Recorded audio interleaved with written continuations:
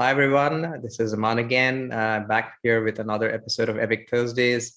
Delighted to have a guest here all the way from Texas, Austin, or Austin, Texas. Sorry, I messed it up the other way around.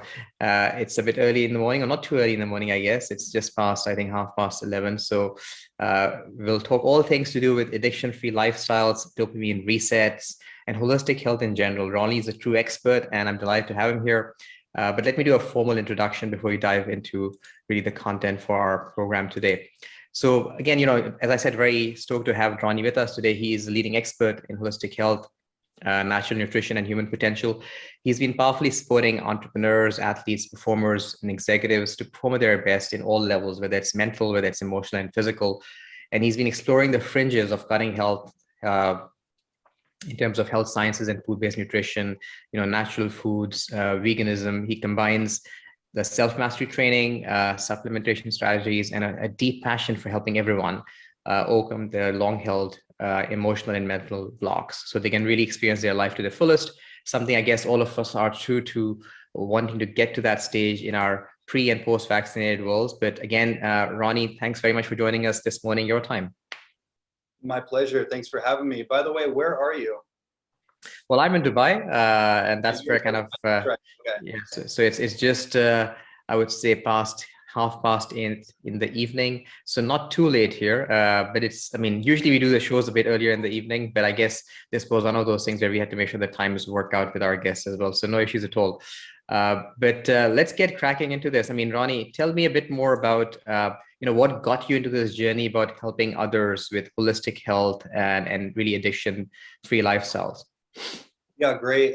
So the way that I got into it, so first of all, I spent the first part of my life from the age of 4 into 24, I think, something like that, as a martial artist and a high performance athlete. So I was paralleling Taekwondo, competing professionally in Taekwondo, and playing basketball, and kind of toying around with a professional career in both, or not really toying around, but like seriously pursuing a career in both at different times. And I had a series of injuries, knee injuries, that led to 2 knee surgeries, one when I was 18 and then one when I was 21.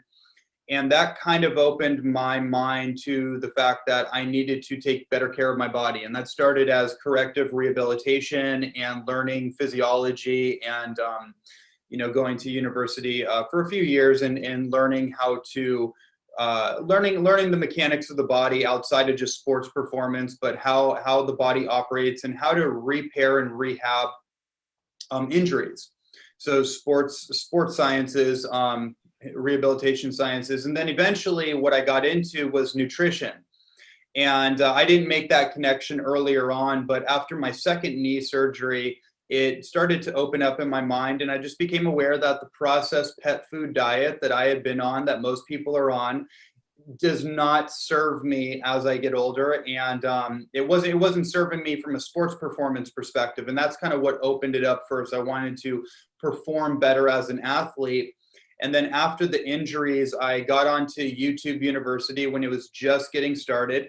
And I started looking up all kinds of different holistic alternatives and got into organic nutrition and started to discover things like raw food therapies and cleansing and detoxification, green vegetable juices, and started seeing all these stories of people that had miraculous healings, literally curing incurable diseases.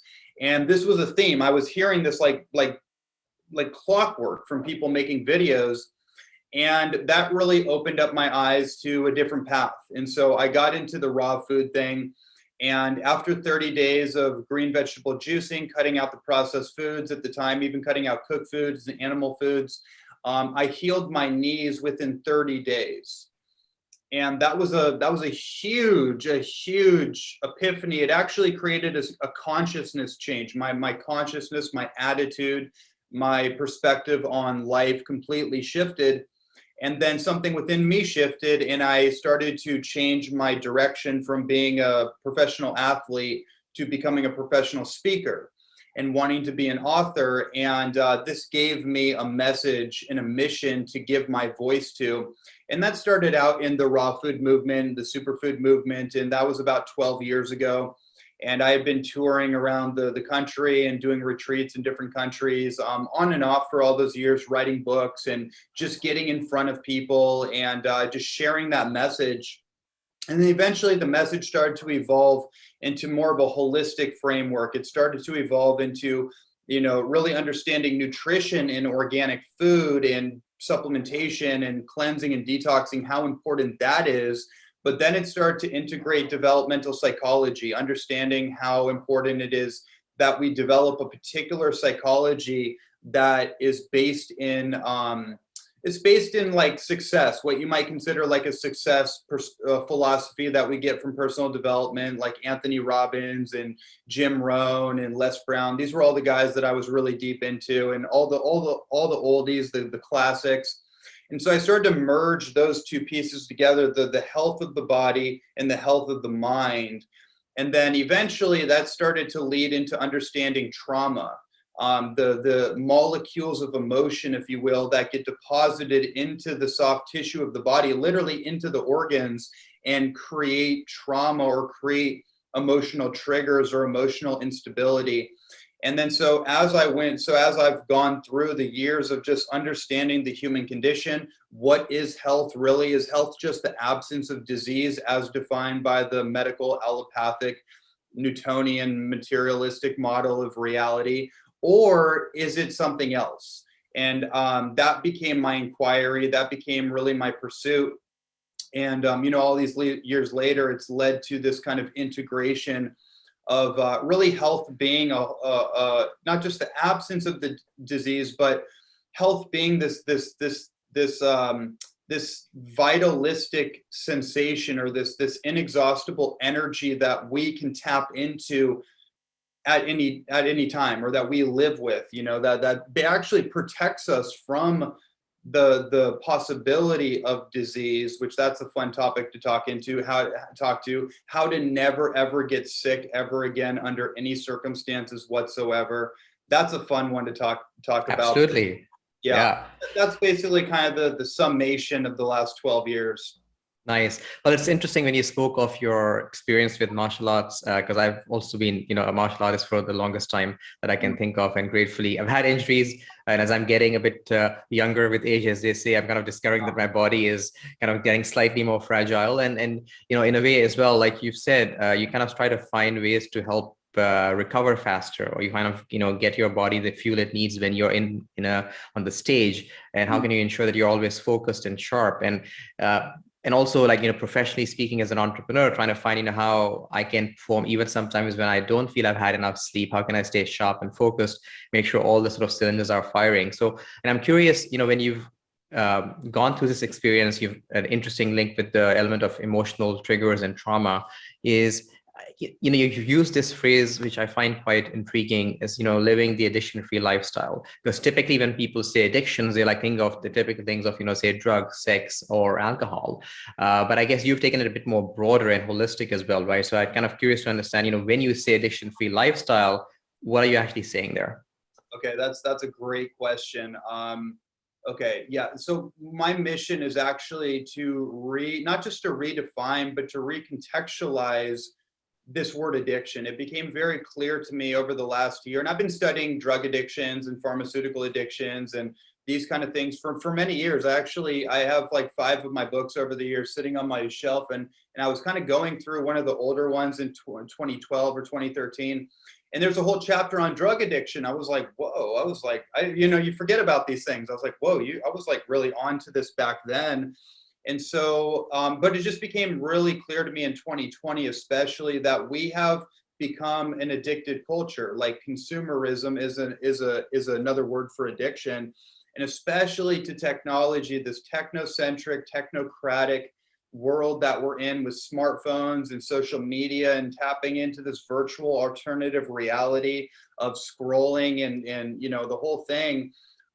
It became very clear to me that we need to find our way out of this cycle of addiction. So what is addiction? Like you said, it's not the habit, it's not the thing, and this is where we get stuck, right? There's a lot of stuckness, that feeling of being stuck to tobacco or cannabis or alcohol or pornography or, et cetera, whatever the habit, substance, activity is. It's not about that. Dr. Gabor Mate actually has a great quote that sums this up. He says that addiction is not your problem. Addiction is your attempt to solve a problem. Mm-hmm. That really just sums it up in a nutshell. Like, addiction is not the problem. Addiction is a symptom. Just like a cancer is not a problem. Diabetes is not the problem. That's a symptom. That's a manifested symptom that the body generates as a final kind of last ditch effort to create some kind of awareness that, hey, you're going off track. We need to course correct. It's actually a buffering. Like, cancer in of itself is actually, like a tumor, is actually an attempt from the body to buffer toxicity in the body. But cut, burn, poison, let's take it out, okay, and it remanifests later in some other region of the body, and we're spinning our wheels, right? So the addiction thing is super fascinating, because none of us can get out of this. It's built into the mythology of the human condition. It's built into the Siddhartha story of kind of the Buddhic parable, if you will. Like, it's built into the story of us, and that's why I really felt so compelled to work on this book and kind of attack it from all angles, but just kind of bringing it back to that one point. The addiction is an attempt to solve a problem. So what is the problem then? What I believe the problem is that we have an inability to deal with our emotions. We have an inability to feel the sensations of tension and anxiety and whatever emotional spectrum it is, really discomfort at the end of the day. Our ability or inability to actually feel ourselves and feel the feelings all the way through. And so these are really just attempts to medicate ourselves, right? To sedate or to numb a sensation that the mind deems, whatever, I'm broken, I'm not enough, whatever the story is.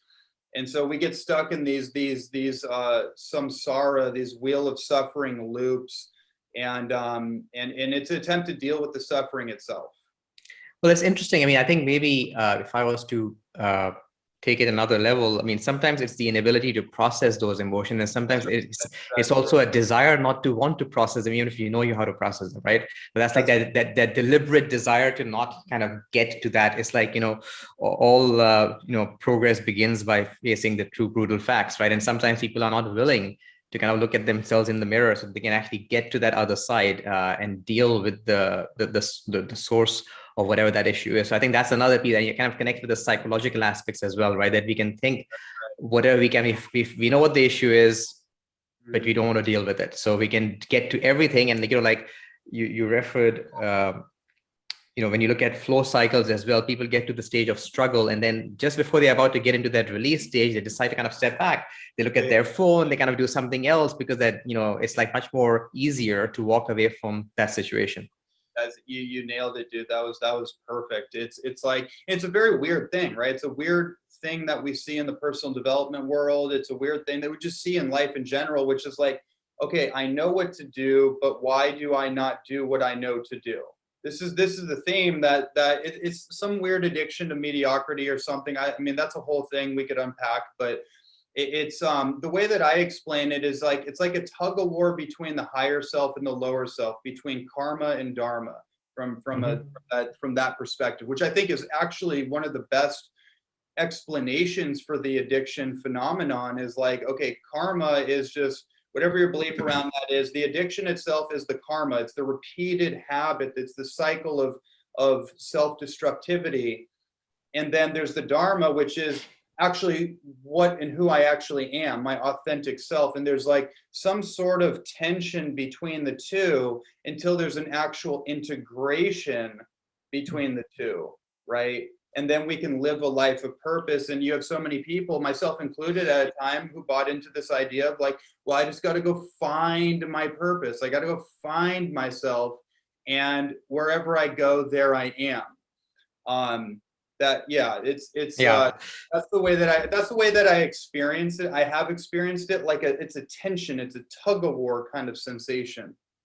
Yeah, I mean, and you kind of also spoke of, the idea that we are, in a sense, addicts to these pull levers, right? They kind of pull us in different directions, and we're not willing to sit with ourselves to Right. get to it. And I think you also speak quite eloquently about the dopamine reset, that we are so consumed by, like, these dopamine. We are like dopamine addicts. We're like hijacked by dopamine because we feel it's easier, whether it's the phone, whether it's the movie, whether it is something else that seems exciting in the moment. And sometimes we're actually being triggered because of that external event. And sometimes we take something to kind of invite that experience as well. So I think in Right. your mind, if one was to look at doing the dopamine reset, are we looking at things like, breath work, meditation? What are we doing to get to that stage of centeredness?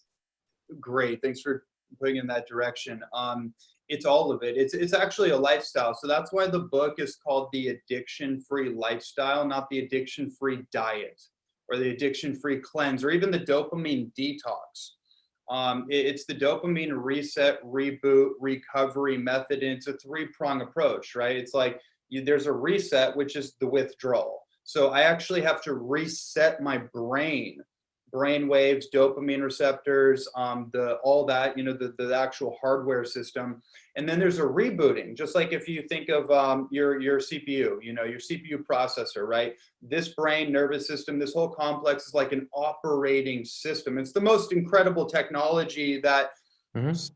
that's ever been devised, ever. And we know very little about it still. But we know it's some sort of technology. It's an operating system, and so we have to reset it first. Like you reset your computer. If you have too many tabs open on your browser, what's going to happen? It's going to slow down. It's not going to be as effective and efficient. That's what happens to the brain. So we have to reset. Okay, abstain from the things that are creating this dopamine dependency, that are stimulating the reward system in the brain, that are giving us a false sense of reward without effort. I think that's a really key thing I want to just highlight, is getting any kind of reward without some sort of effort creates like an adolescent dependency. So in other words, the brain itself can become addicted to these dopamine reward pathways, but nothing was earned. There was no effort put into it. Like if you go work out, the benefit of working out isn't actually the result, it's the thing itself. It's doing the thing itself, right? That's actually the reward. Um, and so we have to kind of readapt the brain into that kind of modality and that kind of approach. And if we don't, what ends up happening is we kind of become like children. We become entitled. We become into instant gratification, and things that are relatively easy, like reading a book, for example, become very difficult and hard, and we resist and avoid the things that would actually help us to grow and excel. Well, I mean, it's interesting you say this. I was smiling because, part of the mission that we have for Epiq Thursdays is to unpack those so-called long lost secrets, or I guess media hidden secrets about how do you optimize performance from, mental and physical perspective, by whether it's longevity, biohacking, and so on. And as you were saying that, what came to my mind was that, at the start of this year, I made this, conscious decision to get disconnected as much as I can from messaging and social media. And it's bizarre because, like, right now, when people see that I don't even like check my WhatsApp messages, I mean, leaving the sort of, I guess, debate aside of, Facebook, WhatsApp, but I don't even check it until like late in the evening when I know no one else will be checking it, or most people will not. So I can respond, and then I'm switched off again. And this just means that I don't get in that dopamine sort of cycle, which would be, what I respond, and there's someone else I was speaking to the other day, and he's like, I'm always online. I'm like, well, if you're always online, imagine if you weren't, what could you have got accomplished? And I think because people are caught in that bubble of, seemingly, I guess, connected to the world, they are disconnected from themselves, and they can't really kind of find that center to help them perform, because they don't know what their true north is, because like it's that magnet which is not finding its right level, and they're always kind of, moving around in that compass because they don't know where to go. That's right. That's well said. And literally, when we get into these loops, we are lost. We don't know what to do, where to go, and that explains where we are in our world, generally speaking. And so people are grabbing on to any sense of safety, security, certainty, even if it's totally false pretense. It's completely just, it's completely a false idea or direction. People are so kind of at disarray. They're out of their center.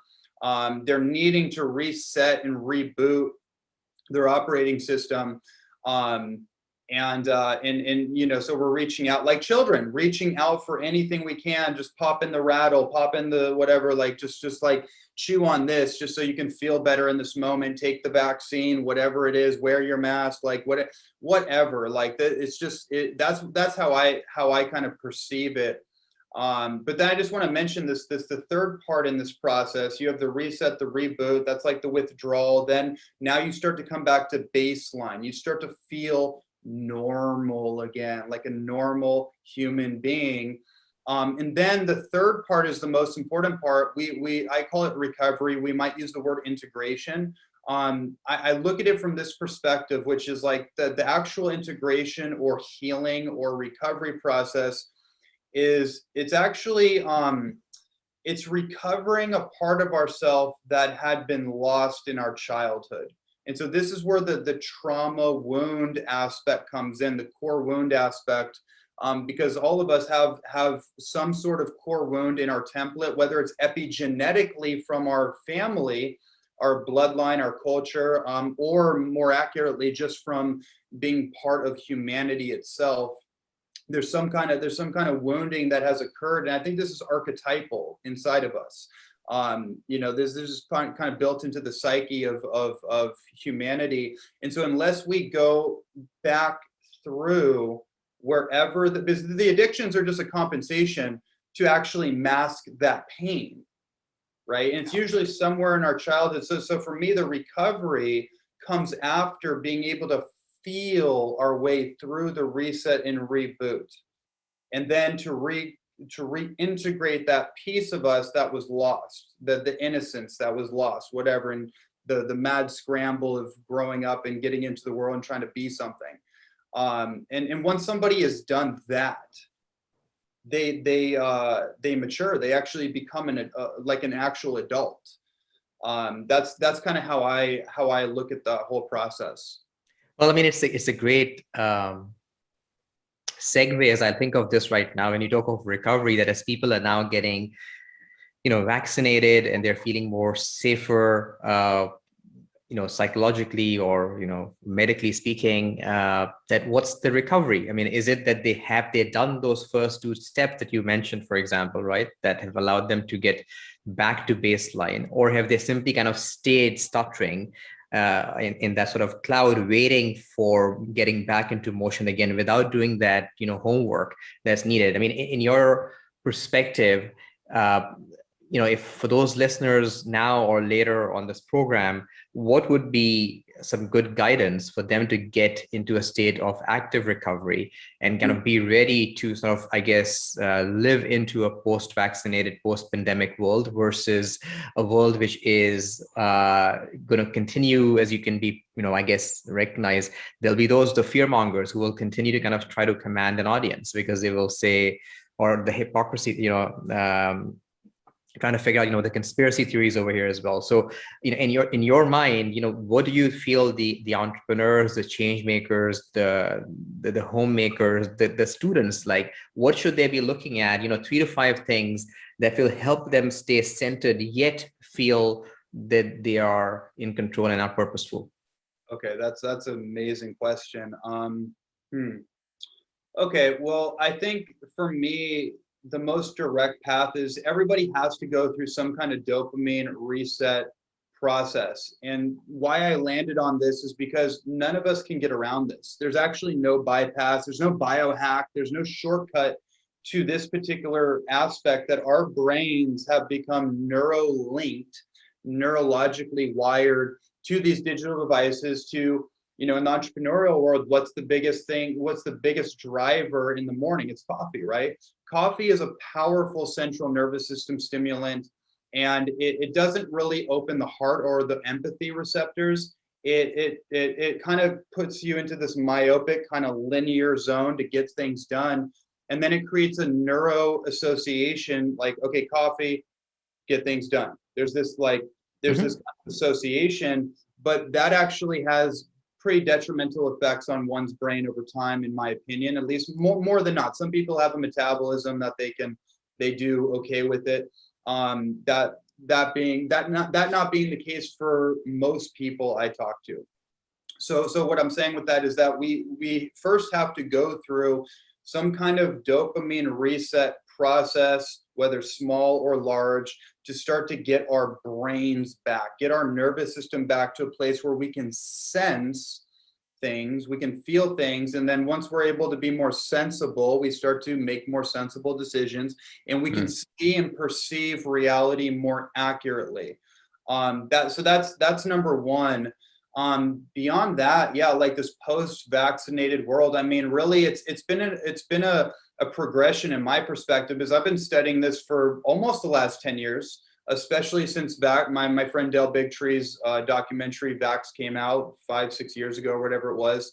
I became very, very aware, and that was part of my own awakening, if you will.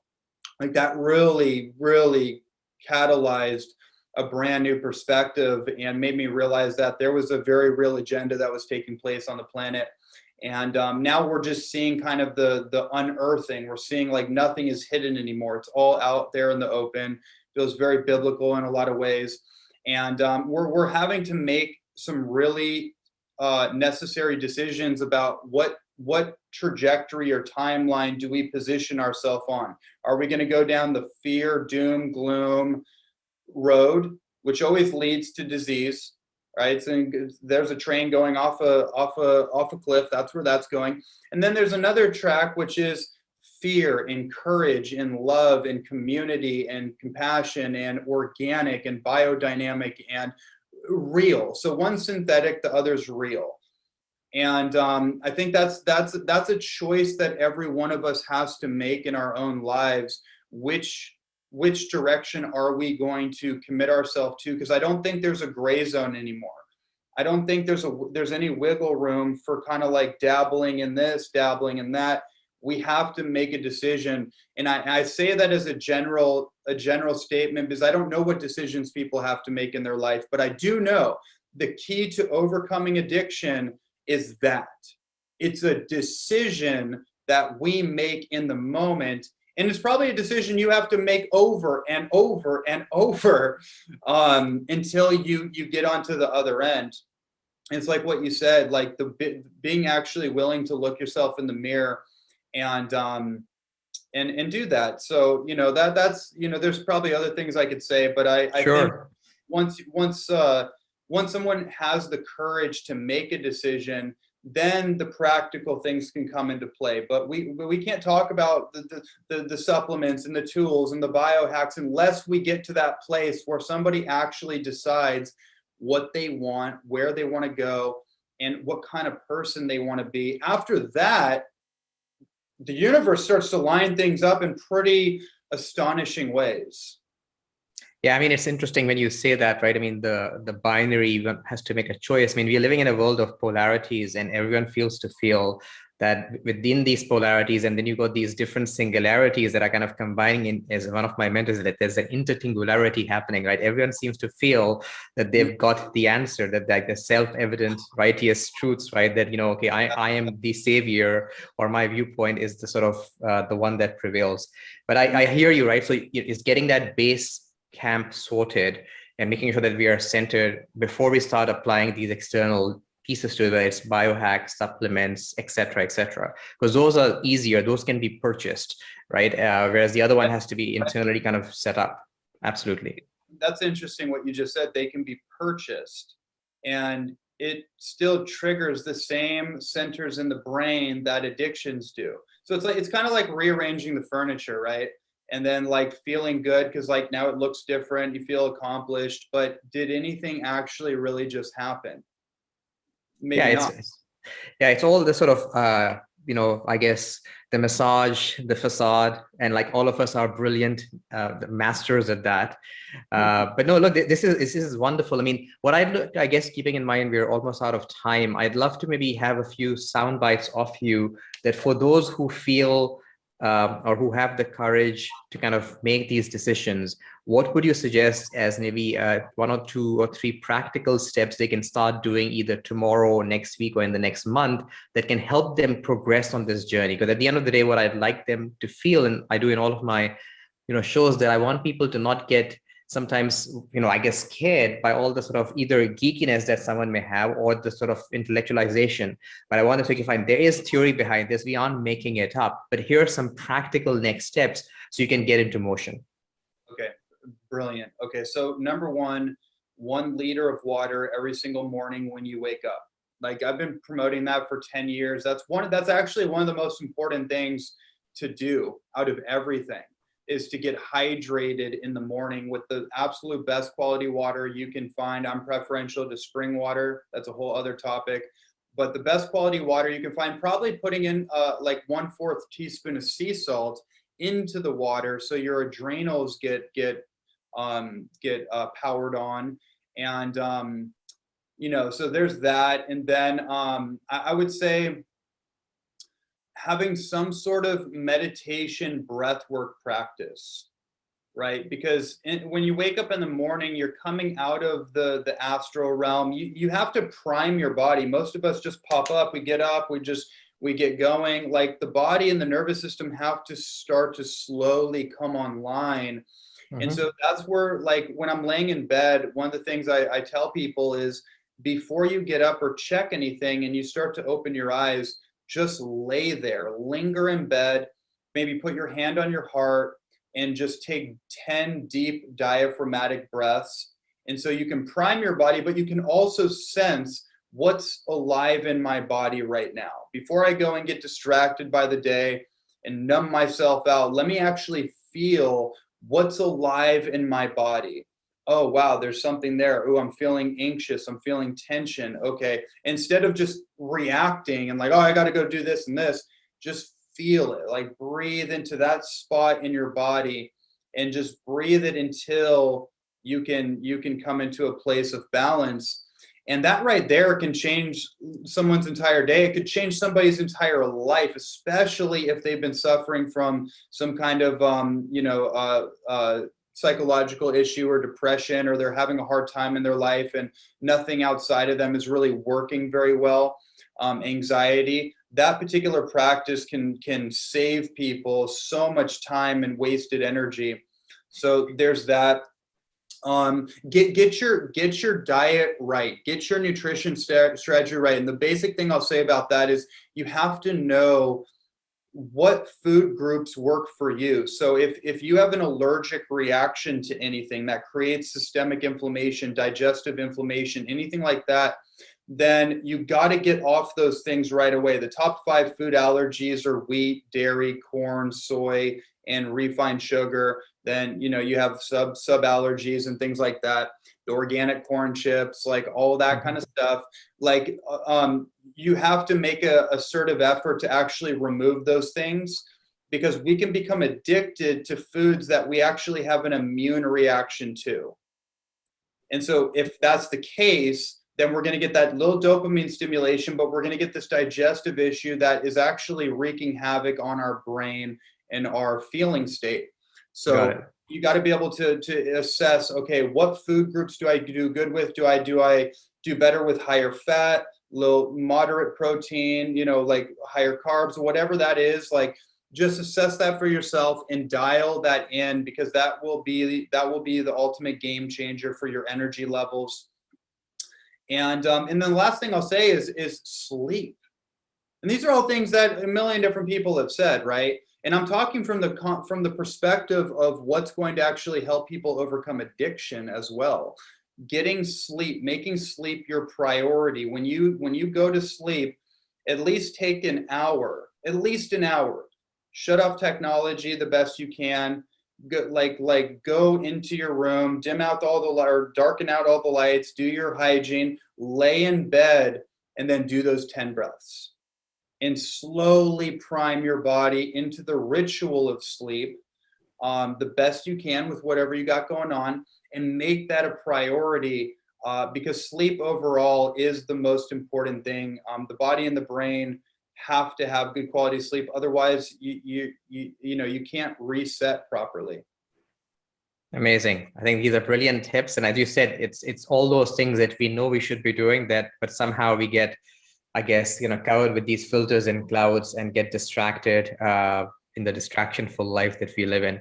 Ronnie, an absolute delight. I think all of those points that you discussed would have taken us down a rabbit hole. We could have spent hours talking about those. So I think this is really kind of not doing, I guess, service to your great talent and experience. But thank you so much for joining us this evening, Dubai time, this morning, your time. We'll drop the links to your channels, to your books. I think you're doing great work. Please keep it going, and look forward to kind of connecting either in the virtual or in the real world in the not so distant future. Take care and see you again. Thanks everyone for watching. Take care. Bye-bye.